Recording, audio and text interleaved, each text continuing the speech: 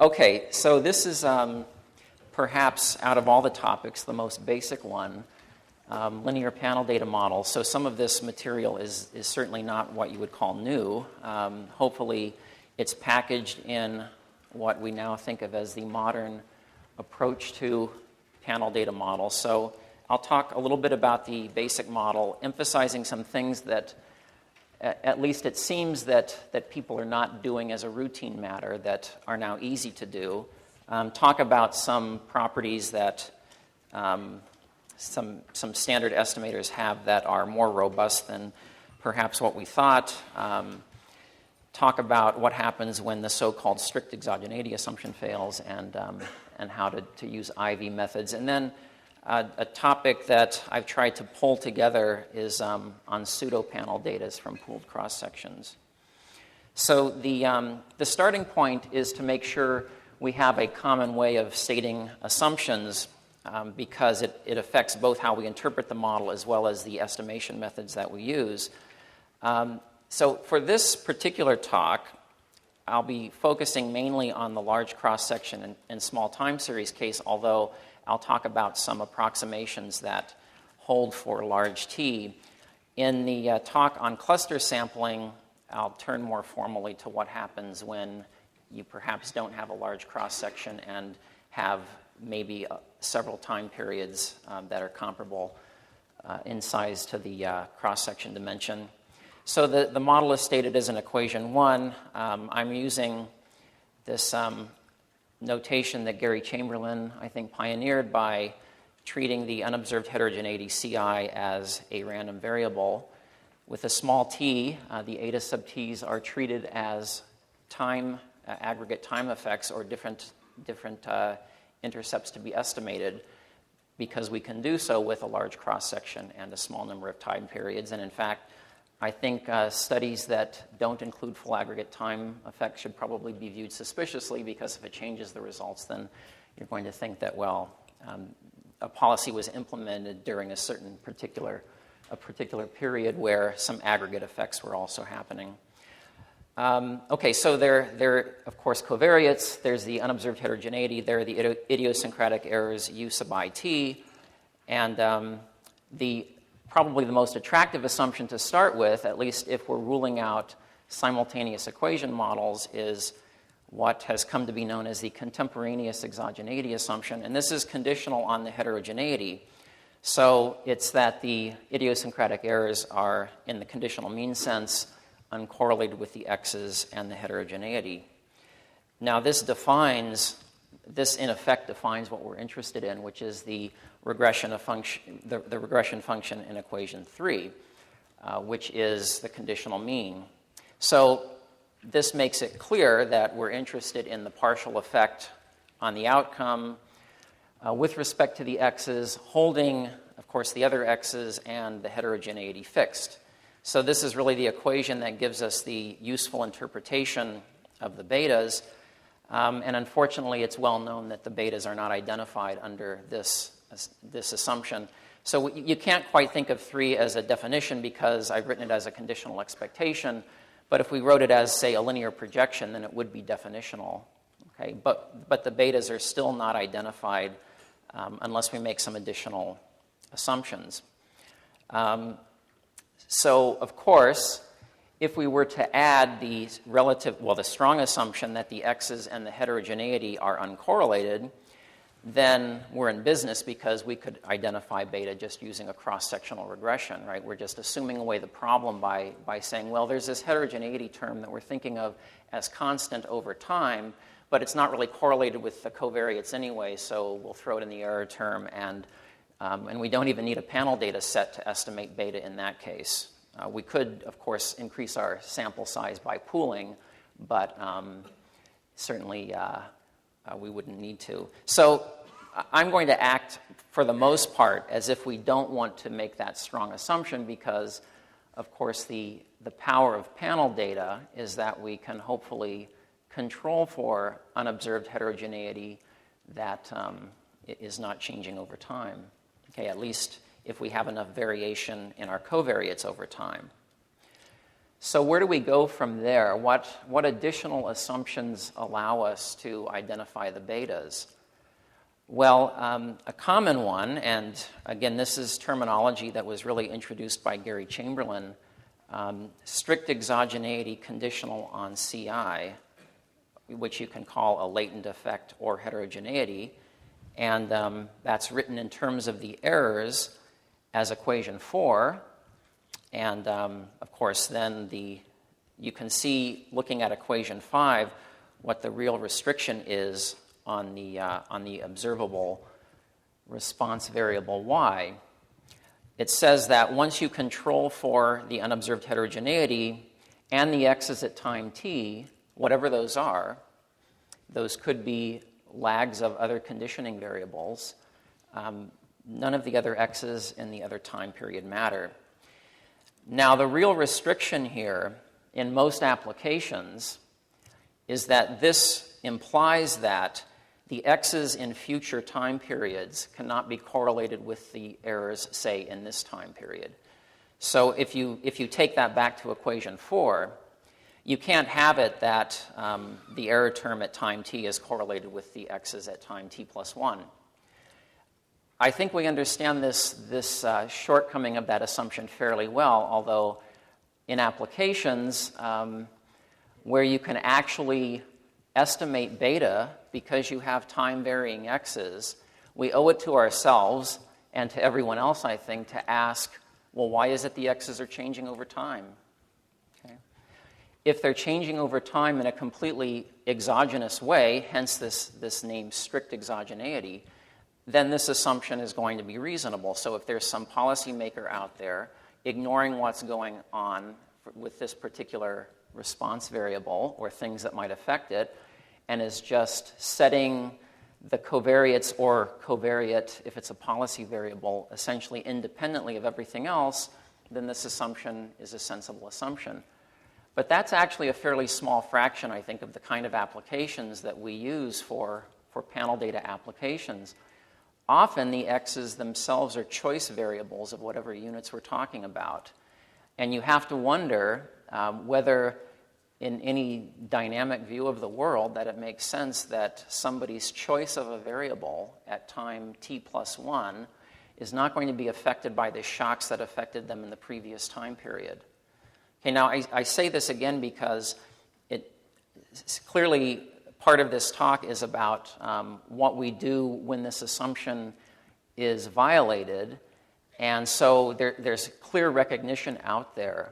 But still, it's fairly common in applications to see this assumption not even discussed. Okay, that something. Well, I'm going to talk about the so-called fixed effects or first differencing estimators, where this assumption is actually critical.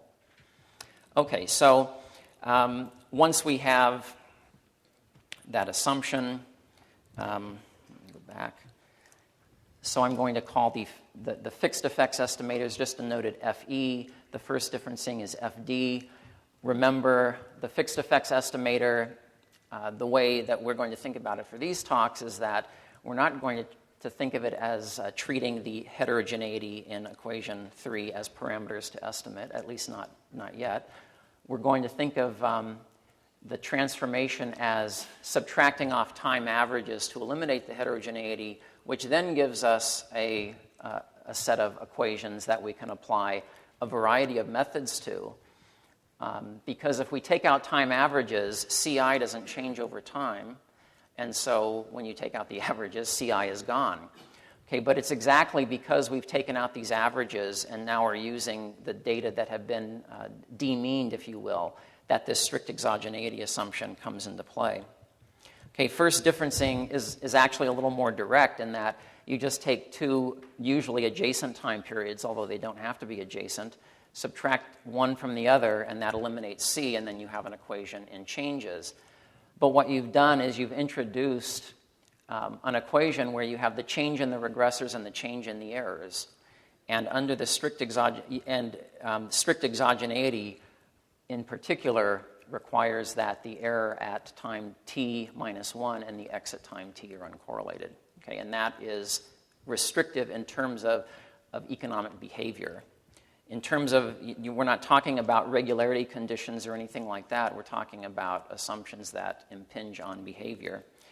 So that is the so-called feedback effect that I'm describing. But before getting to that, once you have decided how you're going to use one of those transformations to estimate the parameters, if you're maintaining the strict exogeneity assumption, then a bunch of things are available. One is just to use the standard fixed effects or within estimator. One is to use a first differencing estimator. If the strict exogeneity assumption is really true, those things should give you fairly similar estimates, right? Because they're different transformations to eliminate the unobserved heterogeneity, and they both work under strict exogeneity. Of course, when t is 2, there's no difference between the two methods. There really is only one thing to do. So typically, the choice between those two, if you want to do something simple like that, hinges on what you think are the second-order serial correlation properties in the errors. So if we go back to this slide, if we think that, actually I'll go back to, if we think the errors in equation 1 are serially uncorrelated, then the fixed effects estimator is essentially the best you can do if you also impose homoscedasticity.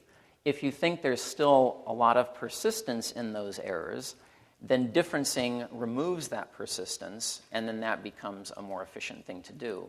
You can avoid those choices entirely by applying GLS-type procedures in both cases, and they actually give you the same answer. Asymptotically, it doesn't matter if you use a full GLS procedure on the first differences or a full GLS procedure on the within transformation. Those can both be asymptotically efficient. And then, of course, there's always generalized method of moments estimation, which we'll come to a little later when talking specifically about relaxing this strict exogeneity assumption. So one thing that has been recognized for a long time is that if the model contains a lag-dependent variable, then the strict exogeneity assumption is a non-starter. It simply can't be true because, of course, if x at time t is y at time t minus 1, then x at time t plus 1 is y. And you can't assume that the error at time t is uncorrelated with y because it's directly affecting y. So most of the emphasis up until, well, probably about 10 or 15 years ago was on looking at models where explicitly there was a lag-dependent variable, and then how are we going to estimate the coefficient on that lag-dependent variable in the presence of unobserved heterogeneity. Now, with this broader recognition of the so-called feedback effect, attention has turned to more general settings where the x's, if you're estimating a production function and on the right-hand side are inputs like capital and labor, that's not lagged output. So there's no issue that, well, my model contains a lag-dependent variable on the right-hand side. But the issue is, do firms, say, change their inputs in the next time period based on shocks that happened at time t? I mean, we would think they would, right? At least until you can show otherwise or have other evidence that they wouldn't do such things. So an assumption that is certainly more appealing than strict exogeneity is, there are other names used for this. I'm using a term that was introduced by Gary Chamberlain a while back in the 90s called sequential exogeneity. Conditional, again, on the unobserved heterogeneity. This label, I think, is preferred because actually Guido mentioned that there are all these notions floating around exogeneity definitions that primarily come from the Engel, Hendry, and Richard paper back in the early 1980s. Weak exogeneity, strong exogeneity. I couldn't even list them all, actually. Some people call this weak exogeneity. So if you're looking in the literature and you're trying to pull everything together, this is sometimes called weak exogeneity. But actually, that definition from its original source also restricts parameter dependence on the process that's driving x. And we don't really care what's happening we're not trying to model the X process unless, of course, it happens to be a lag-dependent variable. But in the case where we're estimating something like a production function, we don't really think of modeling the input process as a function of lagged output and other variables. What we're interested in mainly is coming up with ways to estimate the production function that would recognize this possibility of feedback effects. Okay, so so weak exogeneity adds some stuff that really, I think, just gets in the way. And sequential exogeneity basically says that the innovations are, well, uncorrelated, I guess is the sloppy way to say it, but with the x's dated at time t and earlier.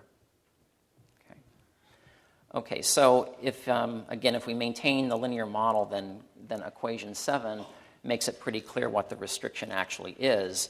And again, this is not as much of a restriction as it looks like because you just put other stuff in X until essentially it's true. So if you had enough time periods and you thought linearity was a good approximation, you could in effect make this assumption true.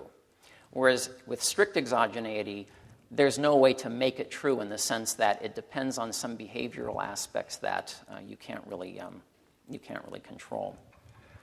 Okay, so we're going to talk about estimation under that weaker assumption momentarily, but so let me go back for a minute to what distinguishes so-called fixed effects and first differencing methods from so-called random effects methods.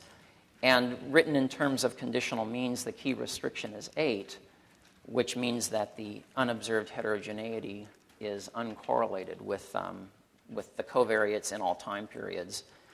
This assumption really makes no sense in models with lag-dependent variables or anything, so you only start talking about this assumption if you start off with strictly exogenous x's to begin with. Okay? And then, of course, under this assumption, the typical random effects estimator certainly has some nice properties if we maintain certain second moment assumptions.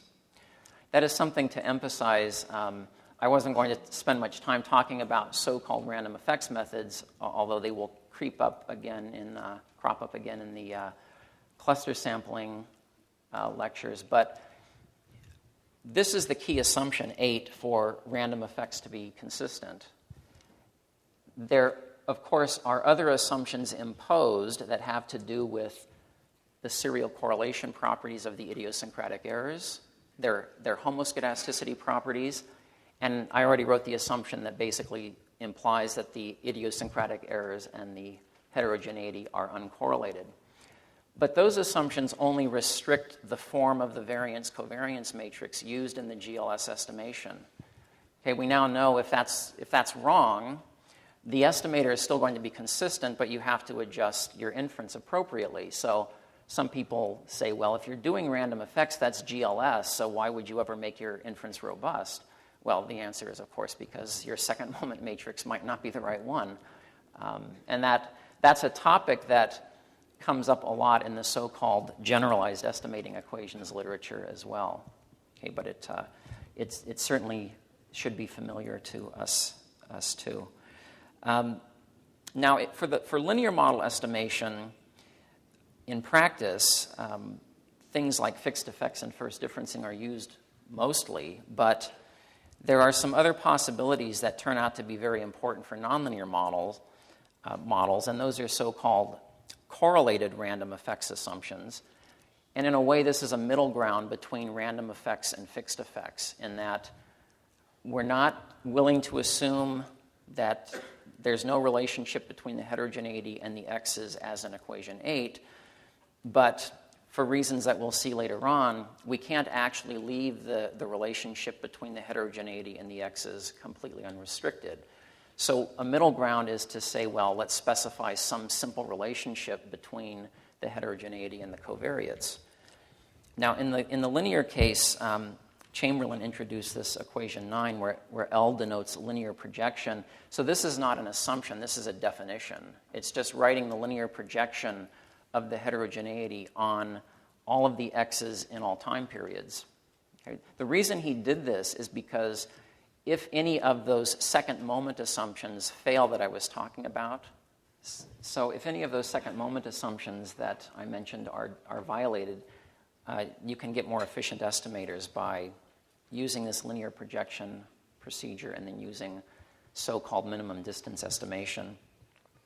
The Mundlack discussed a more restrictive version of this assumption in terms of equation 10, which is stated as a conditional mean, so that's certainly a restriction, and then simplifies things by saying basically the x's get all equal weights in this representation in equation 9. This conserves on degrees of freedom and can actually be somewhat important for nonlinear models. One thing that's interesting is if you plug this representation in to equation 11, you get equation 11, and then if you apply, say, just pooled OLS on this, recognizing that the new error term by construction is now uncorrelated with everything on the xit and the xi bar, then this actually equals the fixed effects estimator. It's also true if you use Chamberlain's representation, oddly enough. This is actually fairly easy to show using the so-called two-step projection theorem. But the point is that taking this approach in the linear model doesn't lead anywhere differently from just the usual fixed effects estimator.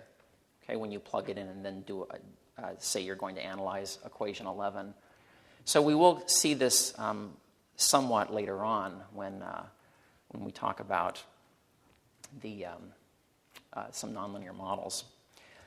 Equation 11 leads to fairly simple so-called Hausman tests for comparing random effects and fixed effects. And one thing that probably everyone's aware of this, but since Stata, when it does this calculation, gets it wrong, I'll assume that maybe there are a few people in the room that aren't aware of this. And that concerns what the proper degrees of freedom are in computing the so-called Hausman test, which compares random effects and fixed effects. And this isn't so obvious because it has to do with the aggregate time effects. So in models where you have aggregate time effects, there's nothing you can do to compare random effects and fixed effects for those particular coefficients. Okay, the only coefficients that you can compare are on variables that change both across individual as well as across time. So in equation 12, where I've separated things out into aggregate variables, GT, time constant variable ZI, and then the WITs, which are changing across both indices, you can only test the coefficients on delta. Okay? And if you apply packaged programs, it will include the estimates on the aggregate time effects, and this is why you sometimes get negative test statistics, because there's this degeneracy in the test statistic that isn't readily apparent until you actually do fixed effects and random effects on just aggregate variables and see that they're identical. Okay, it doesn't come out so clearly when you add extra controls. So that's one comment. The other comment is there still seems to be a little misunderstanding about when the Hausman principle actually applies, and it's commonly stated that you should have an estimator that's consistent and efficient under the null hypothesis, and then an estimator which is consistent but not efficient under the alternative. Well, that certainly was the original motivation, but these days we recognize that if you impose that efficiency condition on one of the estimators, what you're doing is you're adding assumptions under the null hypothesis that you really can't test anyway, not with that particular test statistic. So the Hausman test statistic has power against the alternative that 8 is not true. It doesn't have any systematic power for testing whether the other random effects assumptions are true. That is, that there's no serial correlation in the UIT, or that those are homoscedastic. The traditional statistic maintains those under the null, but they're not testable based on the use of the Hausman statistic. There are other ways to test those assumptions, of course, but rarely are they tested these days because we like to use things like fully robust standard errors, right? So in the case where you have a large cross-section and a small number of time periods, there's really little excuse to not use the so-called cluster robust standard errors now, because they allow for any kind of serial correlation pattern and any kind of heteroscedasticity pattern. Yet you'll see in the same paper where people do that, they then apply a form of the Hausman test, which is not robust to violations of those assumptions. So you can, of course, try to get the Hausman test the hard way, which is figuring out what the variance matrix is when one of the estimators is not efficient. Or you can turn to a regression form, which makes it a trivial exercise these days. And the regression form is basically in equation 11, except that you can't include everything that you might think. You can only include the time averages of the variables, again, that change across I and across T. So if you estimate this equation by pooled OLS, it's very easy to make. The test is of joint significance of the WI bars in this regression. Okay? It's a very simple thing to do, and I suppose so far I'm emphasizing simple things to do. Okay, so enough about that. So as I mentioned, there are some issues still with degrees of freedom if you use things like Stata, which have these things pre-programmed in addition to being non-robust. Okay, so the next thing I'm going to turn to is looking at the properties of familiar estimators when we relax some of the assumptions under which they're usually derived. And this is really quite simple stuff, but perhaps seems to have gone unnoticed, at least at some level of generality. So we usually write down the unobserved effects models with just this additive heterogeneity. But of course, nothing, and people have looked at certainly models where the slopes are also individual specific, and as long as you have enough time periods, there are ways to estimate those models, allowing B sub I to be different for everyone. Okay, but if X has a large dimension, then you need a large time period, number of time periods to be able to do that. So one question is, well, suppose we act as if BI is actually beta, that there is no individual heterogeneity in the slopes. So we just estimate equation 14, sweeping out C sub I and ignoring B sub I. Well, I mean, in principle, we do this all the time, right? Because we don't know what our models are, so our model might be best described in this way 14, even though we usually act as if it's the traditional model. So 15 is now just the way we would state the strict exogeneity assumption, or at least one way to state it. And so to apply fixed effects, the usual fixed effects to this problem, we just need 2 time periods. But of course, we can have more. So the question is, when might doing this seemingly incorrect thing still estimate something interesting? And that the interesting thing is the so-called population average effect, or if we were in a policy evaluation environment, this would be called the average treatment effect. Because in this model, in the true model, if X, let's just take the case X as a scalar. By the way, the fact that I've left off aggregate time things here means that I've just absorbed them into the X's now. But if xit is just a scalar policy parameter, then if 14 is true, then this is a case with heterogeneous treatment effects. The treatment can differ by essentially arbitrarily by individual or more generally unit. And so, again, with a small number of time periods, we can't actually estimate each of the BIs very well for each I, but we can still hope to get a good estimate of the average effect. And so that's what this beta at the top of the slide is. It's the population averaged effect. Okay.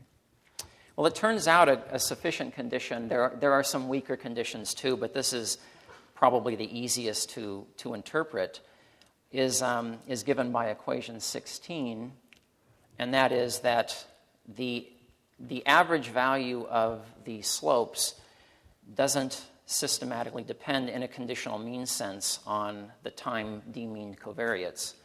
So in other words, the xit double dot these are the x's at time t for individual I, but with the time average taken out. So in a sense, we've removed the time constant component of the x's. Now, we've done it in a fairly simple way, but nevertheless, this assumption allows for BI to be essentially correlated with the time averages of the x's. So as just a simple example, if we write this out explicitly where xit has some permanent component f sub I, and then it has some rits which may or may not be serially correlated, it doesn't matter, then this condition in 16 holds if BI is essentially unpredictable given the idiosyncratic movements where it could be arbitrarily correlated with f sub I. Okay. So this shows that, by the way, one of these interesting curiosities about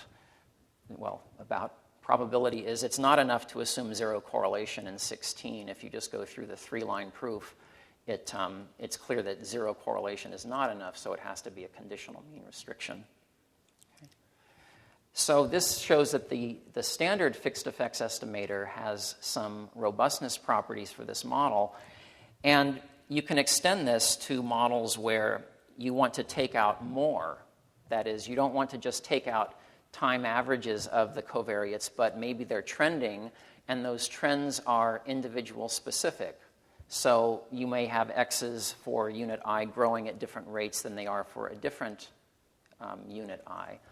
And so what you might do in that case is, instead of just having one additive unobserved effect, which I called CI, you might add one more term, which is a linear trend for each individual I. And then when you do that, the transformation is no longer just to subtract off the time average, but it's to essentially detrend the data, linearly detrend the data for each cross-sectional unit. Okay, so you're taking out not just a level effect, but essentially a growth effect. This shows up in the so-called Heckman and Hotz random growth model, where you add this additional piece, essentially allowing, in a policy and evaluation framework, what you're doing is you're allowing the policy determination or assignment to depend not just on a level effect, but on what might have been happening before the policy is implemented. And you could certainly come up with reasons for why that might be true. You might, assign certain areas as empowerment zones, not just because they have high levels of unemployment, but because those levels have been increasing for recent years as well. And then this can at least help to get at that. So if you write that in equation 17, where again these WTs are deterministic functions of time, the dimension is restricted, of course, by the number of time periods we have, then the result still carries over. It's just that now, since we're taking more out of X, more of these permanent features of X, we're taking more out, it makes it, I think, even more likely that they're going to be uncorrelated with these individual specific slopes. Of course, as you do that, you reduce the variation in X. So there's, of course, a trade-off between robustness and efficiency here. If you take out trends from the X's and you didn't have to, then potentially you reduce the variation in them by quite a bit more than just doing the usual within transformation. Okay. You can also do the same game and ask about, well, what happens in models that have actually become fairly popular lately, not so much maybe in microeconometrics, although certainly I've seen people estimating them, but in factor models for asset prices and so on. So that would be equation 18, where the eta t's are the so-called time-varying factor loads.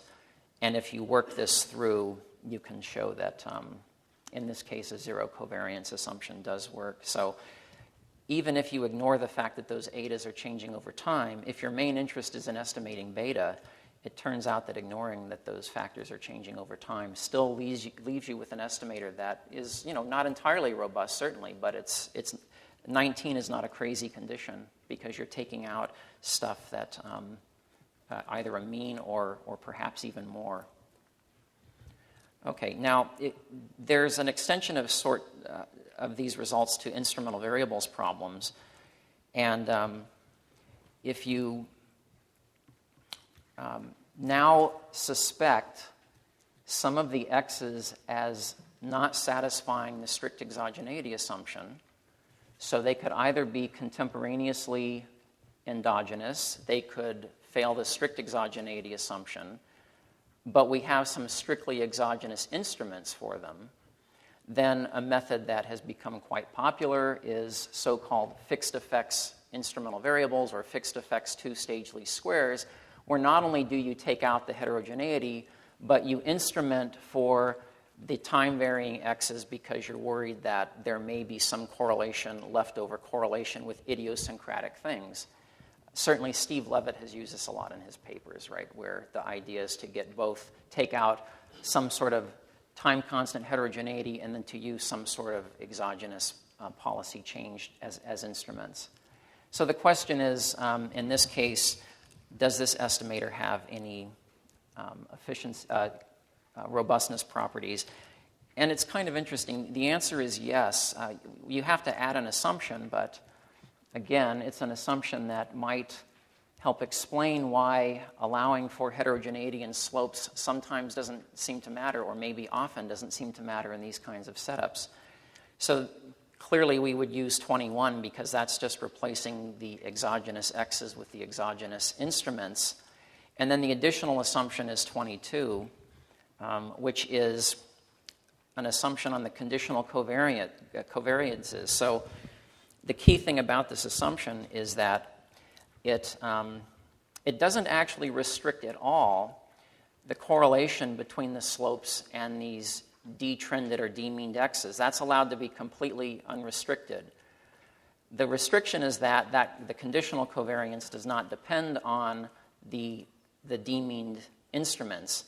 Now, it's a little hard to figure out when that might be true without just assuming independence, but you can certainly write down mechanisms where the x's and the z's are both functions of persistent factors and idiosyncratic shocks where 22 holds. It certainly holds under joint normality always, right? And then there are many other distributions where it would hold. The case where it's not a reasonable assumption is when the endogenous elements of X are actually discrete. So this is actually related to a result that I showed in a cross-sectional context about robustness of the standard IV estimator in the context of random coefficients, but it doesn't apply to cases where there are heteroscedasticity, and it doesn't apply to discrete outcomes. So one thing that this implies is that this is another good reason for always including aggregate time effects, because the matrix on the right-hand side would generally change across time. So this covariance term. But that can be cleaned up by putting in the aggregate time effects, and then applying fixed effects instrumental variables consistently estimates the average effect, okay, even if these BIs are changing across individual. So these are results in some ways that say, well, doing what we usually do is more robust than maybe we understood. And, of course, as econometricians aren't so necessarily happy about these sorts of things, because you're supposed to be coming up with new ways to solve problems, not old ways. Okay. So let's turn more explicitly to the problem of how do these estimators behave without the strict exogeneity assumption.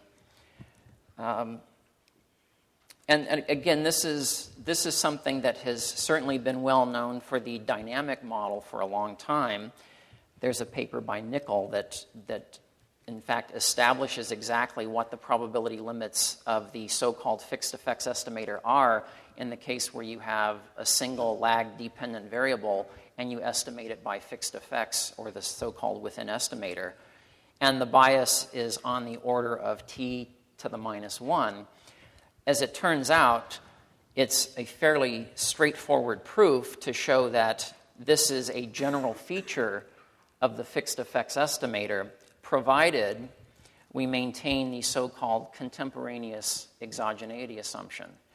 So these representations don't work in the case where u at time t is correlated with the x's at time t. These work in the case where a time series regression would work, that is, where the x's at time t are uncorrelated with the errors at time t. So one implication of 23 and 24. So what 24 means is that the bias, let's call it the asymptotic bias, which is, of course, a bit sloppy, is no systematic function of time. It's just there, okay? And you can figure out what it is in simple cases, and in general, it would depend on the process driving the x's. Okay, but what you can show is that if the error at time t, especially, is correlated with the x at time t plus 1, there's no averaging out that happens with the differencing, whereas with the within transformation, there is an averaging out that helps you. And that's why you get the term that's of order t to the minus 1 in equation 23. So the proof where the x's are so-called weakly dependent, okay, so now we have to learn a little bit about time series. That means that there are no unit roots, that the correlation is dying out as you get farther and farther apart in time. It's really just an application of the Cauchy-Schwarz inequality. Interestingly, you can also show, and now you have to get further into the so-called unit root literature, but you can also show that this same expression holds if the x's have unit roots, okay, as long as the errors do not, okay? So taken together, because these x's, these time series processes, are often very well predicted by just the lag, that you really want to know that this result carries through for persistent covariates. So 23 and 24 do provide some evidence, some rationale for preferring fixed effects over first differencing if you don't think you have a better way to solve the problem other than just doing one of these two methods. Of course, there are two catches. One is we don't really know what the other factors involved in that big O t to the minus 1 term are, at least not in general. So, of course, those could be big enough to swamp the big O1 terms, although with a large number of time periods, that seems unlikely. But the other catch is that we can't have it both ways. If we start appealing to large time periods as a way to choose or prefer fixed effects over first differencing, now we've entered the realm of, well, what happens if we have, say, a spurious regression, and that, in fact, there is no well-defined model here, and that the errors really aren't errors in the way we usually think. They actually are moving around quite persistently as well. Well, then, of course, first differencing eliminates that problem, right? Or at least it gives you something sensible to estimate. It gives you a model in differences, and now fixed effects, no longer has this desirable property in 23. So it's always difficult to know what you're going to do if you do fixed effects and first differencing and they give you very different estimates. Okay, you shouldn't just choose the one you like best, right? Well, you can and then pretend you didn't do the second one, but the same conclusions actually hold for instrumental variables. So with small t, of course, you're going to be worried that both of these estimators might have a bias. Okay, and so what can you do about that? Well, you can apply methods that we'll talk about in the next section, but there are some simple things that can be done. And this really comes back to this idea that we should ask, if the x's are changing over time, why are they changing? Is it a completely exogenous thing, or can we find a simple way to actually see whether they're changing in response to what's happened to the response variable? So a simple test, and this is just proposed in my MIT press book, but I wanted to put it down because the couple of times I've tried it, it's rejected the strict exogeneity assumption, and one wonders if this wouldn't often be true, is to simply say, well, we're really checking whether the lead value of the x's, or at least some of the x's, which I put in WIT, maybe there's just one x that we're concerned about. You just lead that one period as long as you have more than two time periods, and you estimate the resulting equation by fixed effects, or first differencing, and the estimate of delta should not be statistically different from 0.